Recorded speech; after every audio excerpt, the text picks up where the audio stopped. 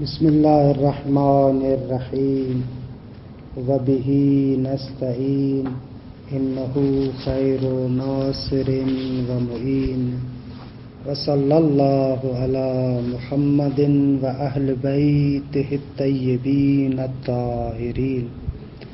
پروردگار عالم آپ تمام عزیزان کی توفیقات خیر میں اضافہ فرمائے۔ الحمدللہ ہماری گفتگو محاورات فی الالہیات میں باب اول اور فصل دوم میں تھی کہ فصل دوم میں براہین اس بات وجود خدا کو بیان کیا جا رہا ہے کہ برہان اول برہان نظم ہے، کہ برہان نظم کی اجمالی توضیح آپ کی خدمت میں پیش ہوئی اور اس کے بعد اس کو باقاعدہ تقریر کیا گیا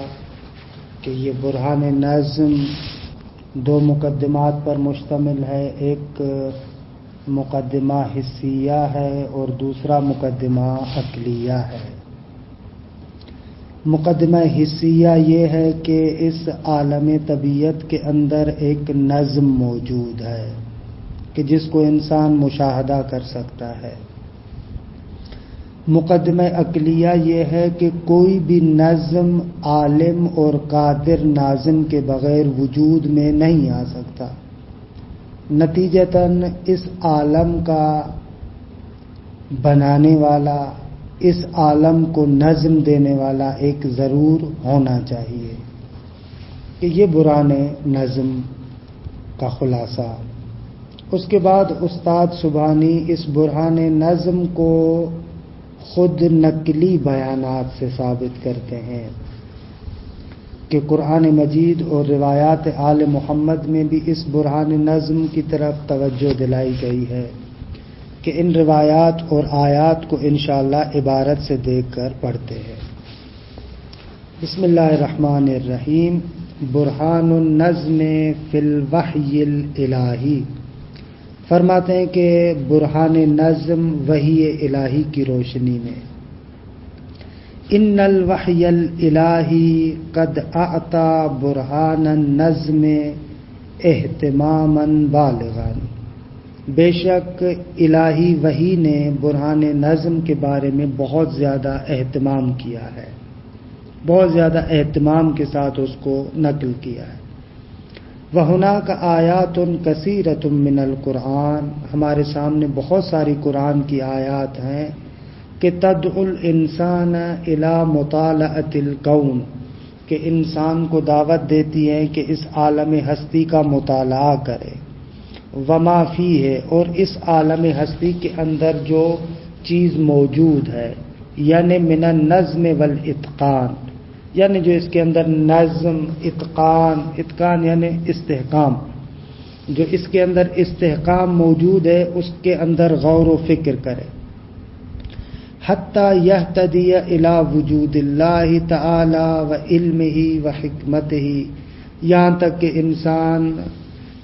خداوند متعال کے وجود، اس کے علم اور اس کی حکمت کی طرف اہتدا پیدا کرے، یعنی ادھر اس کی رہنمائی ہو۔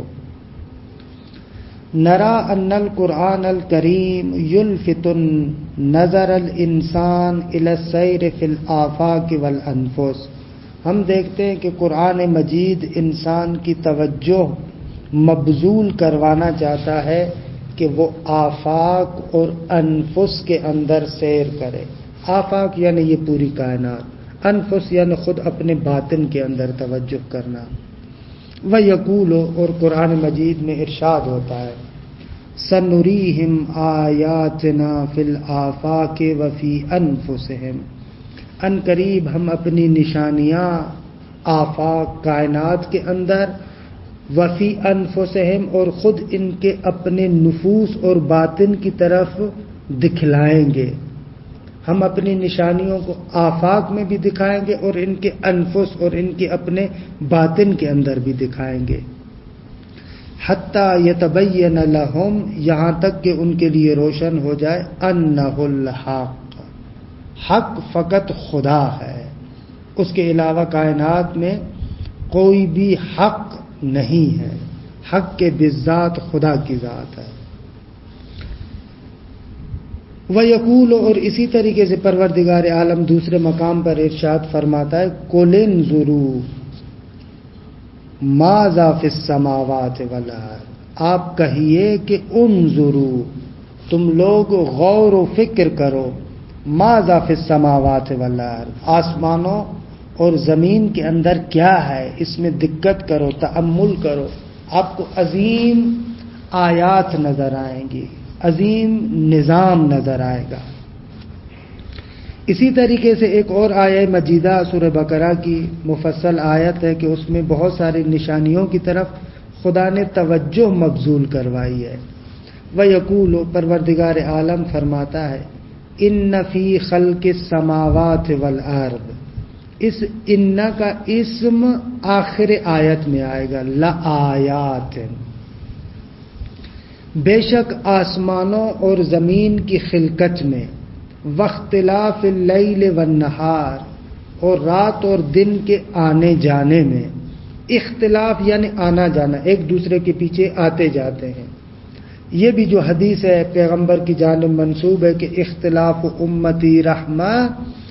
نہ کہ مراد اس سے یہ ہے کہ جھگڑا کرو ایک دوسرے کے ساتھ، بلکہ ایک دوسرے کے پاس آنا جانا۔ واختلاف اللیل والنہار، رات اور دن کے آنے جانے میں، والفلک، اور اسی طریقے سے یہ جو کشتی ہے اس کی تخلیق پر بھی نگاہ کرو، التی تجری فی البحر، کہ جو سمندر کے اندر، دریا کے اندر چلتی ہے، بما ینفع الناس، اس سبب کے باعث کہ جو لوگوں کو فائدہ دینے والا ہے، یعنی لوگوں کے فائدے کے لیے یہ جو کشتی دریاؤں میں چلتی ہے۔ وما انزل اللہ من السماء من ماء، اور اسی طریقے سے وہ چیز جو خدا نے آسمان سے نازل کی ہے یعنی پانی، فاحیا بہ الارض بعد موتها، اور پھر اس ماء اور پانی کے ذریعے سے زمین کو مردہ ہونے کے بعد زندہ کیا، بنجر پڑی تھی، اس پانی کے ذریعے سے خدا نے اس زمین کو زندہ کیا۔ وَبَثَّ فِيهَا مِن كُلِّ دَابَّةٍ، اور ہر قسم کے جنبندے اور حیوانات اس زمین کے اندر پھیلا دیے۔ وَتَصْرِيفِ الرِّيَاحِ، اور یہ جو ہوائیں چلائی ہیں، وَسَحَابِ الْمُسَخَّرِ بَيْنَ السَّمَاءِ وَالْأَرْضِ، اور آسمان و زمین کے مابین جو بادل مسخر کیے ہوئے ہیں، ان تمام چیزوں کی تخلیق میں لآیات لقوم یعقلون، وہ لوگ جو تعقل کرنے والے، سمجھنے والے ہیں، ان کے لیے بہت زیادہ نشانیاں ہیں۔ تو آپ نے دیکھا خداوند متعال نے اس کائنات کے ایک نظم کی جانب اشارہ فرمایا کہ آپ دیکھیں آسمان کی تخلیق، زمین، پھر رات و دن کا آنا جانا، اور حتیٰ کشتی، ہوائیں، بارشیں، بادل، یہ سارے کے سارے اس نظام کو کتنا خوبصورت بنائے ہوئے ہیں۔ ان تمام چیزوں کے ذریعے سے کیسے نظام خوبصورتی سے چل رہا ہے، یہ عظیم نظم، اس نظم کے اندر انسان تأمل کرے تو انسان واقعاً تعجب میں پڑ جاتا ہے کہ اتنا عظیم نظام اس کائنات کے اندر موجود ہے۔ واقعاً عقل مند انسانوں کے لیے اس کے اندر بہت ساری نشانیاں ہیں۔ اچھا، ایک نقطہ اس آیت کے اندر ہے کہ جس کی طرف میں آپ کی توجہ مبذول کروانا چاہوں گا۔ آسمانوں اور زمین اور رات و دن کے چلانے کو، آسمان سے بارش برسانے کو، ان تمام چیزوں کو تو واقعاً ہم سمجھتے ہیں کہ پروردگار عالم نے تخلیق کیا ہے، لیکن کشتی کی جو یہاں پر مثال دی گئی ہے یہ طبیعیات اور نیچر میں نہیں آتی، یہ مصنوعات میں آتی ہے، لیکن ان مصنوعات کو بھی خداوند متعال نے خود اپنے ساتھ جوڑا ہوا ہے۔ تو یہاں پر کوئی بندہ سوال اٹھا سکتا ہے کہ بھئی یہ فلک اور کشتی کی تخلیق تو انسان کی کارستانی ہے، اس نے طبیعت سے مادہ اولی کو اٹھایا اور اس مادہ اولی سے اس کشتی کو بنایا، پھر خداوند متعال اس کو اپنے ساتھ کیسے جوڑ رہا ہے؟ عام طور پر دیکھتے ہیں نا، ہمارے ساتھ ایسے ہوتا ہے جب ہم لوگ انسان کا اور خدا کا موازنہ کرواتے ہیں، خاکم بدہن، واقعاً کیا حالت ہے کہ انسان کا موازنہ خدا کے ساتھ کرواتے ہیں، اور بعض نادان حضرات آ کر اپنی انسانی مصنوعات کو خدا کی تخلیق کے مقابلے میں لے کر آتے ہیں۔ اچھا خدا نے یہ کیا تو ہم نے یہ کیا، خدا نے یہ کیا تو ہم نے یہ کیا، کہ نعوذ باللہ نعوذ باللہ ثم نعوذ باللہ، اس طریقے سے ہم لوگ کرتے ہیں۔ تو اس موازنے کے اعتبار سے تو مصنوعات میں آتی ہے یہ فلک، کیونکہ مصنوعات اور طبیعی اور نیچر کا فرق میں پہلے بیان کر چکا ہوں۔ طبیعیات وہ چیزیں ہیں کہ جو ڈائریکٹ خدا کی تخلیق ہے، مصنوعات وہ ہیں کہ جو ان تخلیقات سے اٹھائے جانے کے بعد انسان کی ترتیب دی ہوئی ہے۔ تو پھر اس فلک کو یہاں پر کیوں ڈالا گیا؟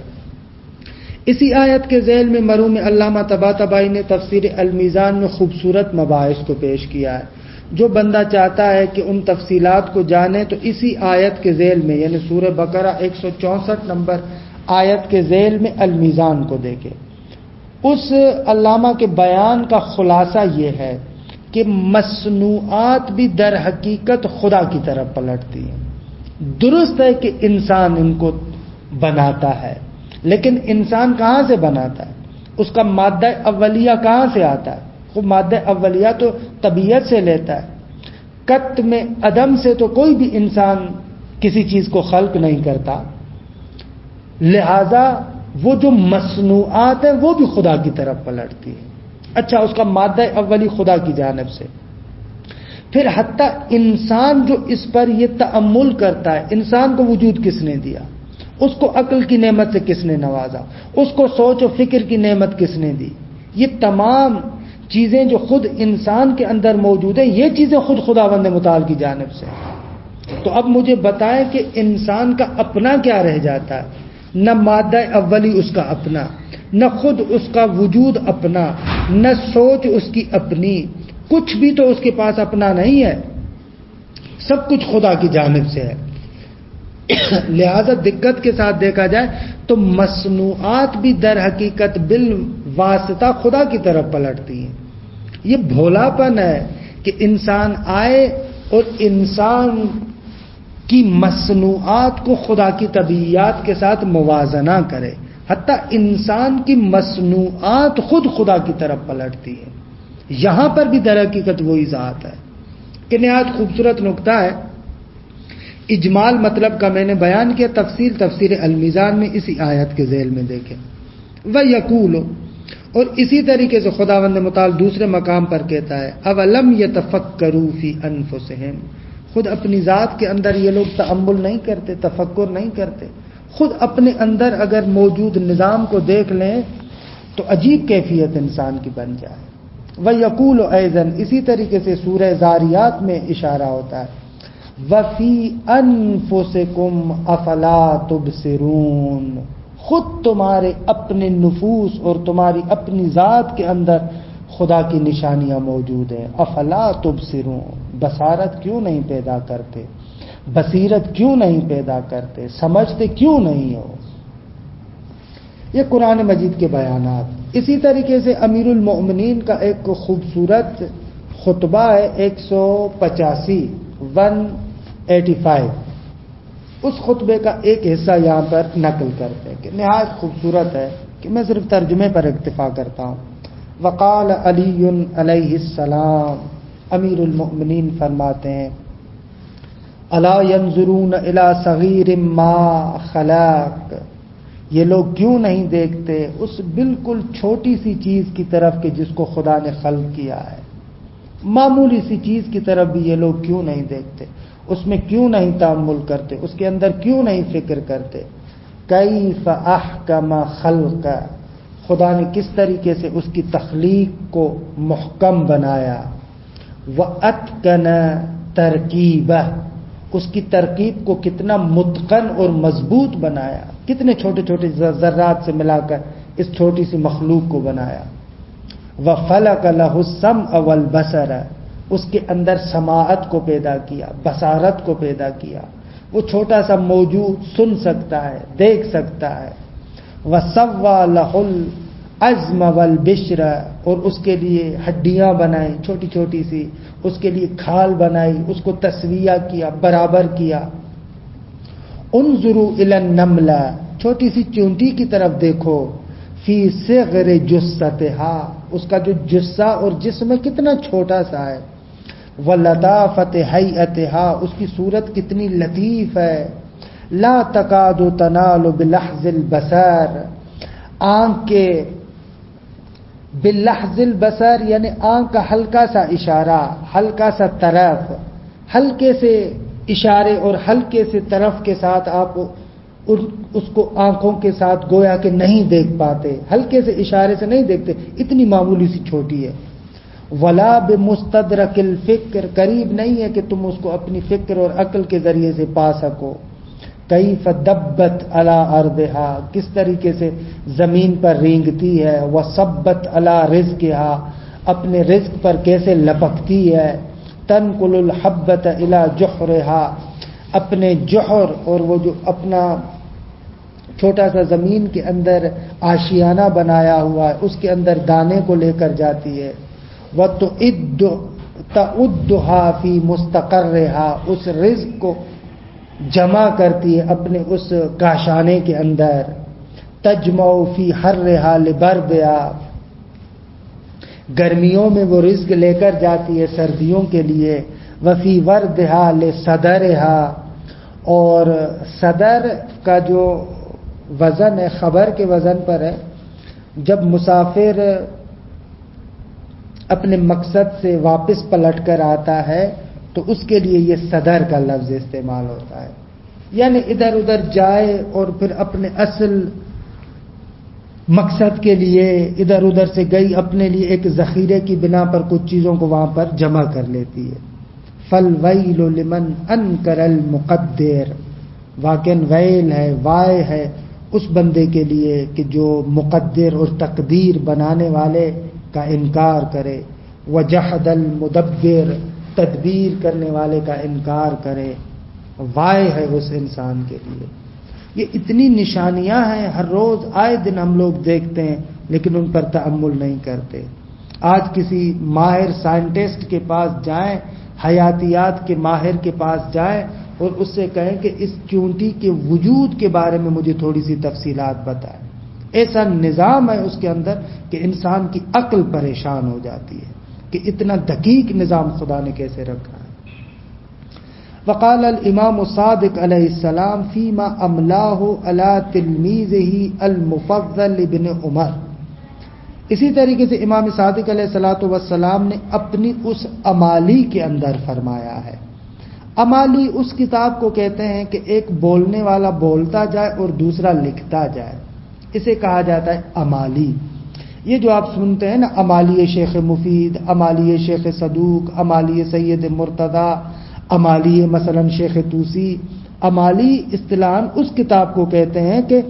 ایک بندہ بولتا جاتا ہے اور دوسرا املا کرتا جاتا ہے، لکھتا جاتا ہے۔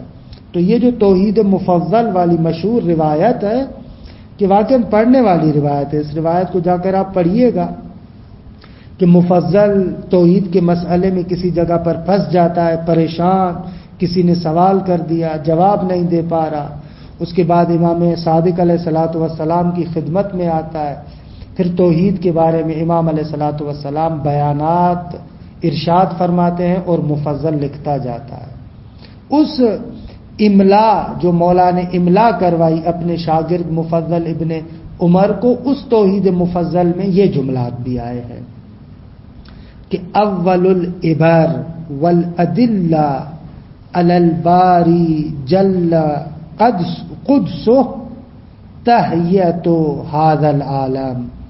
فرماتے ہیں عبرتوں میں سے پہلی عبرت، عبرت کی جمع ہے، عبرت کو بھی عبرت اس لیے کہتے ہیں کہ یہ سبق آموز ہوتی ہے۔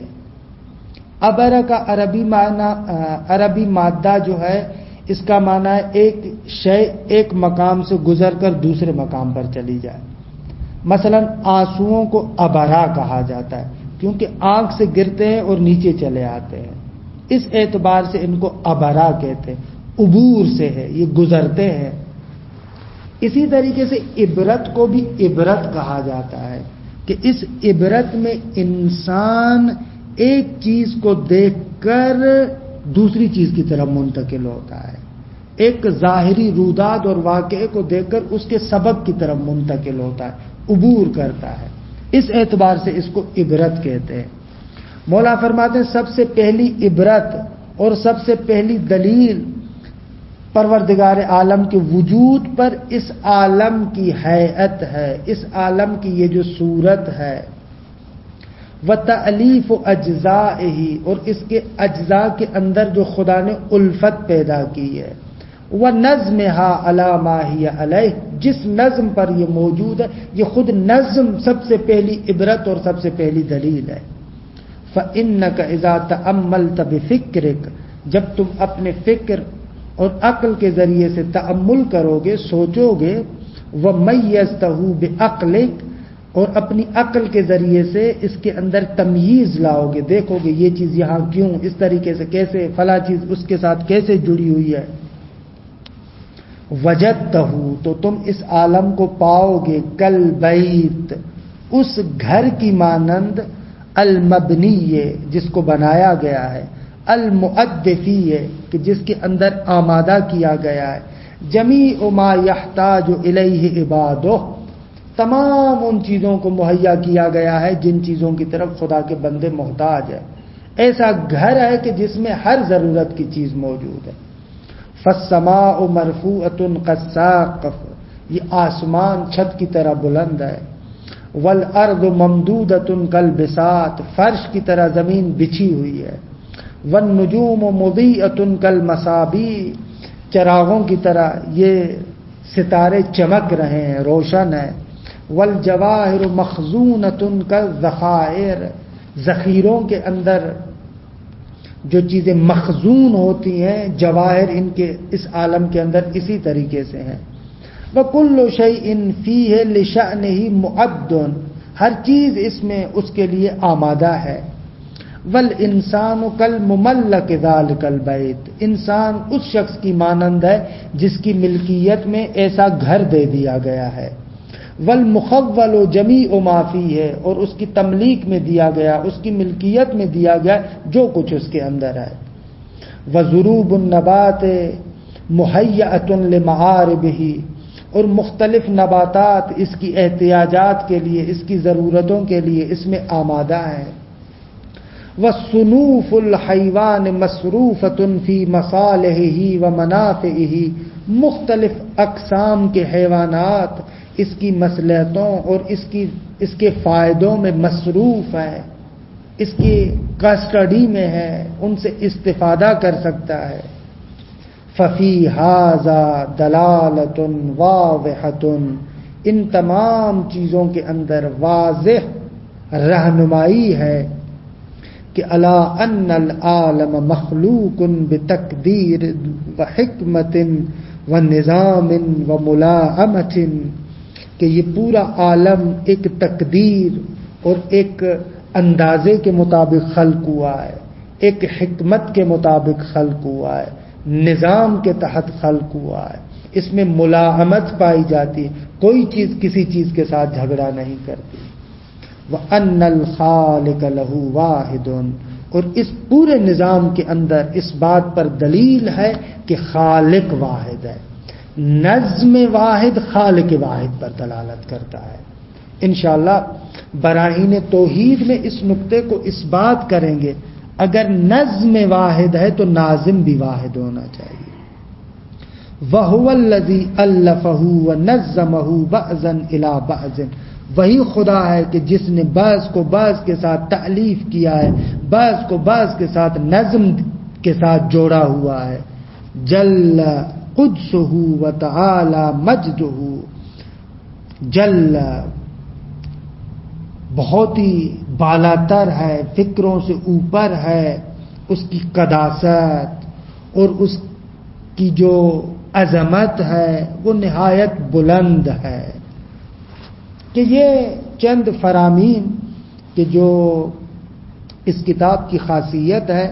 کہ برہان عقلی کے ساتھ ساتھ ان نقلی بیانات کو بھی ذکر کرتے ہیں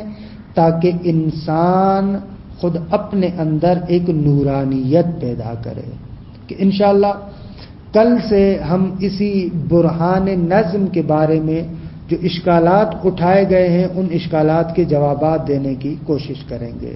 وصلی اللہ علی محمد و اہل بیتہ